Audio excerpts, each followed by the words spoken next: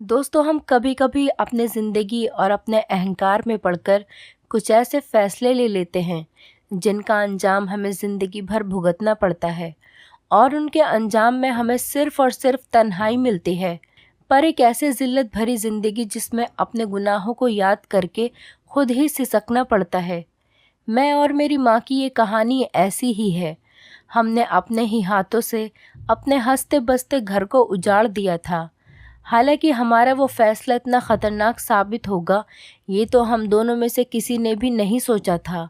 लेकिन अब जब उसका अंजाम हम भुगत रहे हैं, तो सिवाय तन्हाई में बैठकर रोने के हमारे पास कुछ भी नहीं बचा है।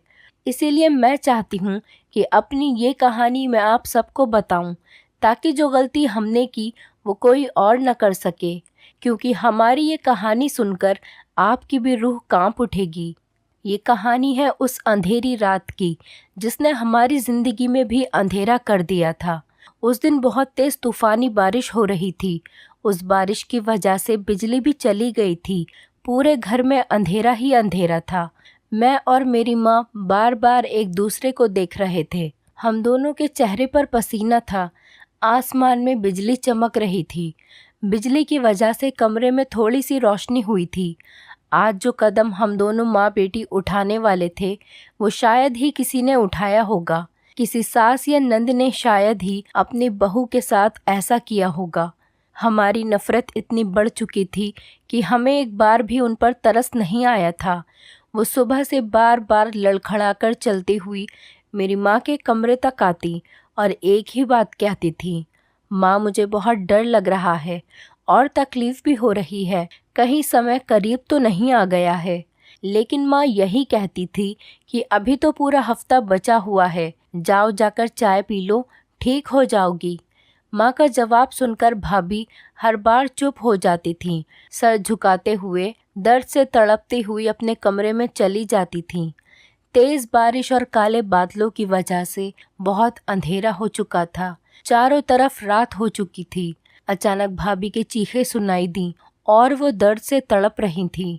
बार बार मुझे और माँ को आवाज़ दे रही थी। उन्होंने कई आवाज़ें दी, मगर माँ और मैं तो कुछ और ही सोच कर बैठे थे। मैं चुपचाप उठकर उनके कमरे के बाहर चली गई थी।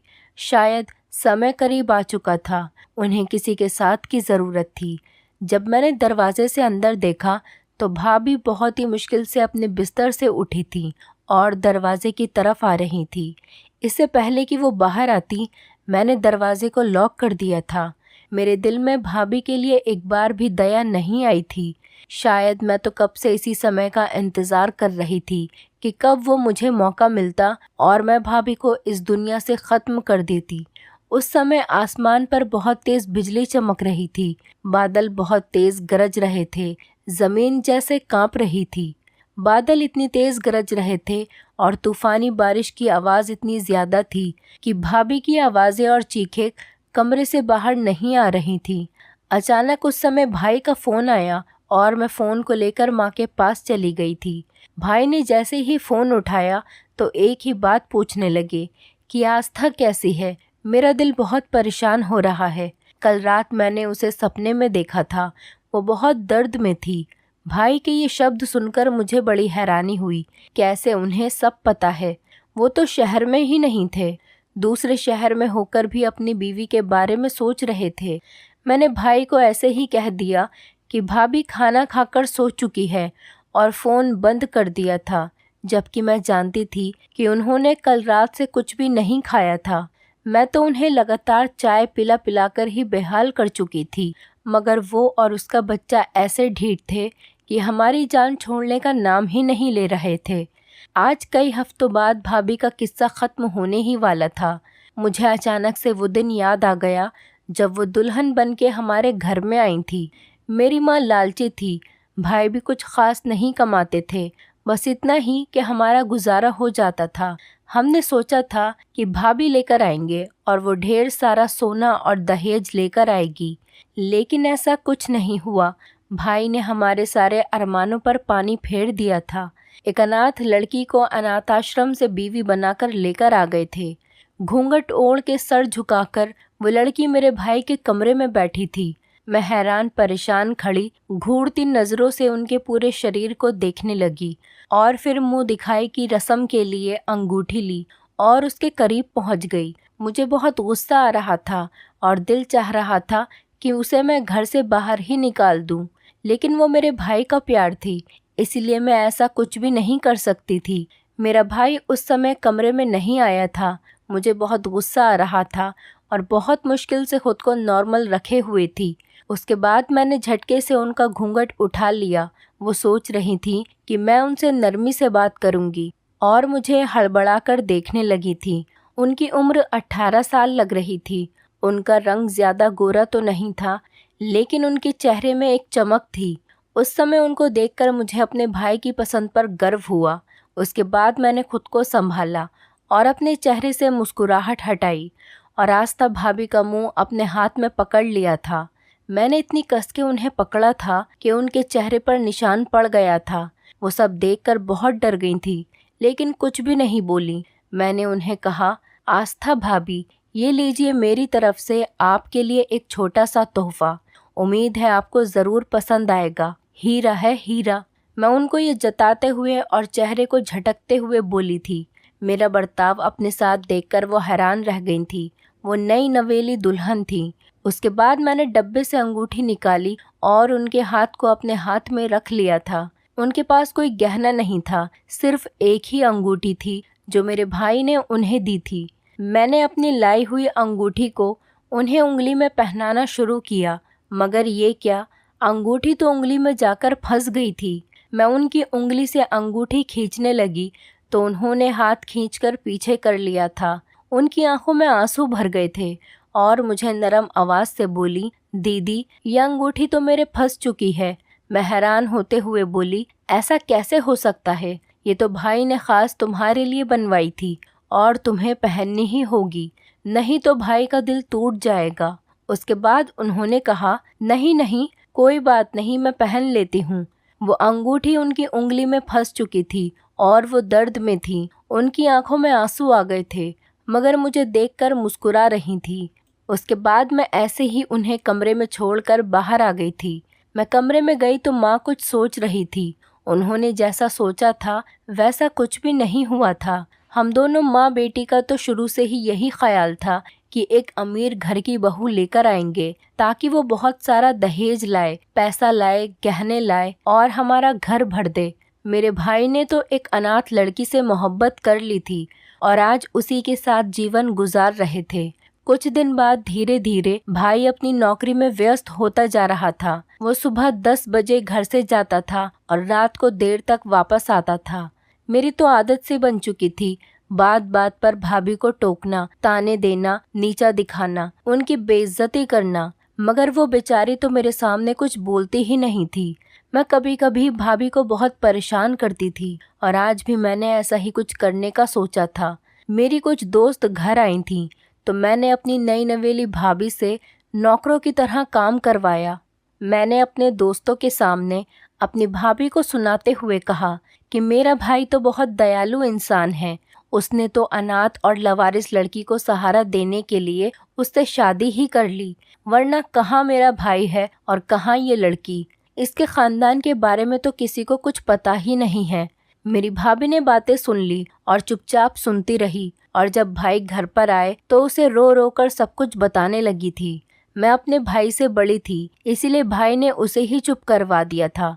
मैंने माँ को भी आस्था के खिलाफ भड़काना शुरू कर दिया था, कहीं मेरा भाई हम दोनों माँ बेटियों को ही उसके पीछे घर से निकाल दे। मेरी माँ का बर्ताव भी मेरी भाभी के साथ बदलता चला गया था। हम दोनों उनसे पूरे घर का काम करवाते थे और बेचारी बिना कुछ बोले चुपचाप वो काम करती रहती थी।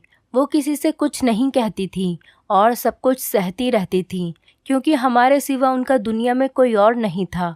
अब तो माँ भाभी पर मार पिटाई भी करती थी। भाभी कुछ काम करती तो मैं वो खराब कर देती थी और माँ उन्हें बहुत बुरी तरह से मारती थी और ये सब देखने में मुझे बहुत मज़ा आता था। एक दिन हमें ऐसी खबर मिली कि मुझे वो सुनकर बहुत ही गुस्सा आने लगा। भाभी की तबीयत खराब हुई थी तो भाई उसे डॉक्टर के पास ले गया और वापसी में पता चला कि मैं बुआ बनने वाली हूँ। मुझे ये लड़की बिल्कुल भी पसंद नहीं थी, तो उसका बच्चा मुझे कैसे पसंद हो सकता था। मैंने माँ के दिल में भी भाभी के खिलाफ बहुत नफरत भर दी थी। और फिर एक दिन हम दोनों ने एक प्लान बनाया था। हमने भाई से कहा कि इस शहर में कुछ नहीं रखा है, आप दूसरे शहर जाकर पैसा कमाएं ताकि आपके बच्चे का भविष्य भी अच्छा हो सके। भाई ने इस बारे में बहुत सोचा और फिर कुछ महीनों के बाद वो दूसरे शहर चला गया था। उसे वहाँ नौकरी मिल गई थी। भाई के जाने के बाद भाभी बहुत रोने लगी थी और उस समय उनका दूसरा महीना चल रहा था। आज सुबह आस्था की तबीयत कुछ ठीक नहीं थी। उसके पूरे शरीर में बहुत दर्द हो रहा था, मगर इसके बाद भी मैंने उससे कहा कि तुम्हें ये सारे काम करने ही होंगे। उसने मना करने के बारे में सोचा, लेकिन माँ ने उसी समय कहा, तुम्हें ये काम करना ही होगा, इससे तुम्हारा बच्चा अच्छा स्वस्थ पैदा होगा। तभी हम तुम्हें ये सारे काम करने के लिए कहते हैं। जैसा शिखा कह रही है तुम वैसा ही करना। वो बेचारी अनाथ लड़की हमारी हर बात पर आंखें बंद करके भरोसा करने लगी थी और सारा काम करती थी। थोड़ी ही देर बाद मुझे अचानक उनकी चीखने की आवाज़ें सुनाई दी। वो फिसलकर नीचे गिर चुकी थी। मेरा दिल तो पत्थर का था। उस समय मैं हंस पड़ी। आखिर इस बच्चे से तो हमारी जान छूटेगी, मगर ना जाने वो कैसी सख्त जान थी। उस बच्चे को कोई नुकसान नहीं पहुंचा था। मैंने अपने सारे फटे पुराने कपड़े उसको दे दिए और उसके नए और अच्छे कपड़े ले लिए थे। जब भी भाई का फ़ोन आता था तो बहुत मुश्किल से 1 या 2 मिनट में उसके पास खड़े होकर भाई से उसकी बात करवाती थी। वो इतना डर चुकी थी कि वो उनसे कोई शिकायत नहीं करती थी। उस दिन मैं चुपचाप बैठी हुई सारा तमाशा देख रही थी। मैं चेहरे से तो अनजान हो गई थी, मगर अंदर ही अंदर मेरे दिल में सुकून सा उतरा हुआ था। जब माँ ने अपने फटे हुए कपड़े देखे और फिर भाभी को गुस्से से आवाज़ देने लगी थी। वो माँ की नई साड़ी थी जो उन्हें आज ही पहनकर जानी थी। भाभी डरती हुई कमरे में आई। उसे पता भी नहीं था कि उसके जाने के बाद मैंने क्या कारनामा किया था।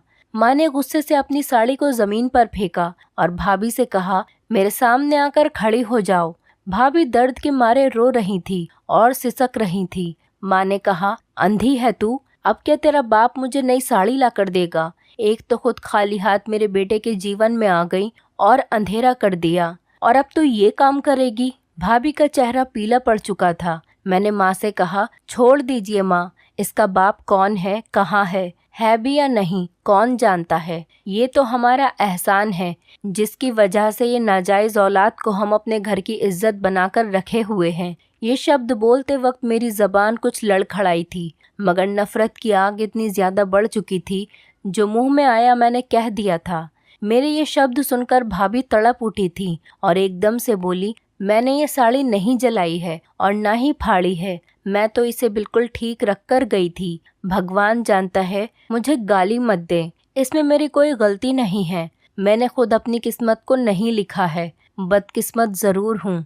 मुझे मेरी सगी माँ ने अपनाने से इनकार कर दिया था। उस समय ना जाने वो कितने दर्द में थी। उनके शब्द सुनकर मैं तो हैरत में ही हो गई। मुझ पर तो जैसे भाभी को हर तरफ से नीचा दिखाने का जानवर सवार हो गया था। माँ ने भाभी के मुंह पर चांटा मारना शुरू कर दिया और कहने लगी, तुम्हारी हिम्मत कैसे हुई हमारे सामने जुबान चलाने की? एक तो खाली हाथ मेरे बेटे की दुल्हन बनकर इस घर में आ गई है। भाभी उनसे माफ़ी मांगने लगी, लेकिन माँ ने अपनी वही साड़ी ज़मीन से उठाकर भाभी के मुंह पर फेंक कर मार दी और गर्म प्रेस लेकर भाभी के हाथों पर रख दी थी। भाभी दर्द से तड़प रही थी। एक पल के लिए तो मेरे भी रोंगटे खड़े हो गए थे कि मेरी माँ इस हद तक जालिम कैसे हो सकती है। यही तेरी सज़ा है। आज के बाद तू इन हाथों से काम करेगी तो तुझे याद रहेगा कि गलती करने की क्या सज़ा मिलेगी। माँ ने ये कहने के बाद भाभी को कमरे से धक्का देकर निकाल दिया। भाभी रोती हुई अपने कमरे में गई और कहने लगी, मेरी कोई गलती नहीं थी, मैंने ऐसा कुछ भी नहीं किया। मगर इस बात पर यकीन करता भी तो कौन? उसके दोनों हाथ जल चुके थे और वो जलन के मारे कांप रही थी। मगर हमारे ऊपर तो जैसे भूत सवार था। अब तो हमें भाई का भी कोई डर नहीं था। मैंने उसका हुलिया ऐसा कर दिया था जैसे नौकरानियों का होता है। दिन गुजरते जा रहे थे और वो और भी ज़्यादा कमज़ोर होती जा रही थी। हम उसे खाने के लिए भी बासी खाना और सूखी रोटी देते थे। इस हालत में भी वो बासी खाना खाती थी। काम कर कर के वो और भी ज़्यादा कमज़ोर हो चुकी थी। जैसे जैसे वक्त करीब आ रहा था, माँ ने एक प्लान तैयार किया था। हमारा यही प्लान था कि सांप भी मर जाए और लाठी भी न टूटे। मेरी नफरत की आग तभी कम होती जब मेरे भाई की मोहब्बत बर्बाद होती और उसका घर टूट जाता। उसके कारण ही मैं बिना शादीशुदा अपने घर में बैठी थी। 4 साल पहले मेरे लिए एक रिश्ता आया था। मुझे शादी के साथ साथ अपनी बेटी भी सौंपना चाहते थे, मगर मेरे भाई ने लड़का देखते ही इनकार कर दिया क्योंकि वो उसे पसंद नहीं था। फेरों के वक्त मेरा रिश्ता टूटा था और दोबारा किसी ने मुझसे शादी करने के लिए हाँ नहीं कहा था, और अब मेरा भाई अपनी मोहब्बत को पाकर बहुत ज्यादा खुश रहना चाहता था। ये मैं कैसे होने दे सकती थी? मुझे तो उससे बदला लेना था और मैं ऐसे ही बदला ले सकती थी। पिछले 4 दिन से भाभी को तकलीफ हो रही थी। वो रातों में सो नहीं पा रही थी। बार बार माँ को बुलाती और कहती कि मेरे पास सो जाइए, मुझे डर लग रहा है, लेकिन माँ उन्हें डांट कर वापस भेज देती थी। मैंने उनसे कहा कि कल से रोटी खाना छोड़ दो, इस हालत में तुम्हें बस चाय ही पीनी है, वही तुम्हारे लिए अच्छा है। भाभी दर्द से रोती रहती थी और सारा दिन बेकार बनी हुई चाय को पीती रहती थी। आज उनकी तबीयत बहुत ज़्यादा खराब थी। मैंने उनकी शादी से लेकर अब तक का सारा मामला सोचा और फिर कुर्सी पर बैठकर भाभी की दर्दनाक चीखें सुनने लगी थी। वो दरवाजे को पीट रही थी और रो रो कर हम लोगों को बुला रही थी। दर्द बहुत ज़्यादा था और हमारे जुनून की हद पार हो चुकी थी। मेरी माँ उठी और जाकर कमरे को बाहर से ताला लगा दिया और उसके बाद हम दोनों माँ बेटी आराम से कमरे में सोने के लिए चले गए थे। सुबह तक माँ और बच्चा दोनों मरी हुई हालत में मिलने वाले थे। भाई को भी यही बताना था कि तुम्हारी बीवी बच्चे के साथ ही इस दुनिया से चली गई है। उनकी आवाज़ों ने हमारी नींद तो खराब की थी, लेकिन जब कुछ समय बाद उनकी आवाज़ आना बंद हो गई, वो चुप हो गई, तो हम आराम से सो गए थे। सुबह जब मेरी आँख खुली तो घर में बिल्कुल सन्नाटा था। मेरा दिल जोर जोर से धड़क रहा था। मैंने माँ को जगाया, कमरे से बाहर निकल कर आई। मैं और माँ यही सोच रहे थे, अब तक तो वो मर चुकी होगी, लेकिन जब हम उसके कमरे में गए तो सामने का मंजर देखकर मेरे होश ही उड़ गए थे। कमरे का ताला खुला हुआ था। मैंने जल्दी से दरवाज़ा खोला और अंदर देखा तो मुझे हैरत का एक झटका लगा। वो उस कमरे में नहीं थी। ताला किसने खोला था और भाभी कहाँ चली गई थी? हम दोनों माँ बेटी के पसीने छूट रहे थे। आखिर वो इस हालत में कैसे भाग सकती थी? माँ यही सोच सोच कर परेशान हो रही थी कि दरवाज़ा कैसे खुला। हम दोनों ने बहुत हैरत से पलटकर देखा तो मेरे पैरों के नीचे से ज़मीन ही निकल गई थी। मैंने कई बार आंखें बंद करके दोबारा खोली थी। सामने मेरा भाई खड़ा था जो बहुत गुस्से में हमें देख रहा था। वो कब आया और कैसे आया हमें पता ही नहीं चला। हम दोनों माँ बेटी यही सोच रहे थे कि अगर उसने आस्था भाभी का पूछा तो हम उसे क्या जवाब देंगे। मेरे तो हाथ पांव फूलने लगे थे। भाई धीरे धीरे चलता हुआ हमारे करीब आया और बिल्कुल सामने खड़ा हुआ था तो उसकी आंखों में मुझे आंसू दिखाई दे रहे थे। उसने माँ से कहा, मैं अपनी अमानत यहाँ पर छोड़ कर गया था। आपको अपने बेटे से इतनी ही मोहब्बत थी। एक माँ को तो अपने पोता और पोती से बहुत ज़्यादा प्यार होता है। वो उनके लिए कुछ भी कर सकती है। बहू से चाहे कितनी भी नफरत हो, मगर अपने बेटे की औलाद के लिए बहू को भी पसंद कर लेती हैं। लेकिन आप, क्या बिगाड़ा था उसने आपका जो उसे इतनी बड़ी सज़ा दी गई है? अगर आपके साथ भी मेरी दादी ऐसा ही करती तो आज मैं आपके सामने मौजूद नहीं होता। भाई रोते हुए कह रहा था। उसका दिल टूट चुका था, वो अंदर से बिखर चुका था। माँ कांपने लगी और उसको चुप करवाते हुए बोली, बेटा तुम ऐसी बातें मत करो, मेरी उम्र भी तुम्हें लग जाए। भाई रोते हुए कहने लगा, आपने जो मेरी बीवी और बच्चे के साथ किया है मैं वो मरते दम तक भूल नहीं सकता। बस इतना कहकर वो अपने कमरे में चला गया और आस्था का सारा सामान एक बैग में रखने लगा। मैं बस खड़ी ही रह गई थी। अगर कोई और भाई होता तो ना जाने वो मेरे साथ क्या करता, मगर उसकी फितरत मुझ जैसी नहीं थी। माँ भाई के सामने हाथ जोड़कर खड़ी हो गई और उससे पूछने लगी कि आस्था कहाँ है। उसके बच्चे के बारे में पूछने लगी। भाई ने उन्हें जवाब नहीं दिया और सामान लेकर घर से जा चुका था। पहले एक दिन गुजरा, फिर महीने और अब साल गुजर चुके थे। भाई ने दोबारा इस घर की तरफ मुड़कर कभी नहीं देखा। उस रात भाई शहर पहुंचने के बाद हमें कॉल करके हमारा हाल पूछ रहा था। हम सो चुके थे, लेकिन उसके पास घर की दूसरी चाबी थी। अचानक सबके सामने आना चाहता था, लेकिन हालात ने उसे ही हैरान कर दिया था। आस्था और उसका बच्चा एकदम ठीक थे। भाई उन्हें कुछ महीने बाद ही अपने साथ लेकर दूसरे शहर में शिफ्ट हो चुके थे। उसका बेटा पैदा हुआ था। आज उसका बेटा भी 6 साल का हो गया है। कल मुझे कुछ कागज मिले जिन पर उसने सारी जायदाद मेरे नाम कर दी थी। वो हर महीने पैसे भी भेज रहा था, अपनी हर जिम्मेदारी को पूरा कर रहा था, लेकिन वो खुद हमसे दूर हो चुका था। माँ तो रोती ही रहती थी और पागल हो चुकी थी। उनका कहना था कि ये सब कुछ मेरी वजह से हुआ है। सच तो यह है कि ऊपर वाला मुझ जैसी बहन किसी को भी ना दे। अपने ही हाथों से दुनिया खराब कर ली। मेरी आखिरी इच्छा यही है कि जिंदगी में एक बार आस्था के पैरों में गिरकर मैं उससे माफ़ी मांग सकूं। दोस्तों, उम्मीद करती हूँ आपको हमारी कहानी पसंद आई होगी। कहानी पसंद आई है तो वीडियो को लाइक करें, चैनल पर नए हैं तो चैनल को सब्सक्राइब करें और हाँ, नोटिफिकेशन बेल को ज़रूर दबाएं ताकि अगली अपडेट सबसे पहले आपको मिले।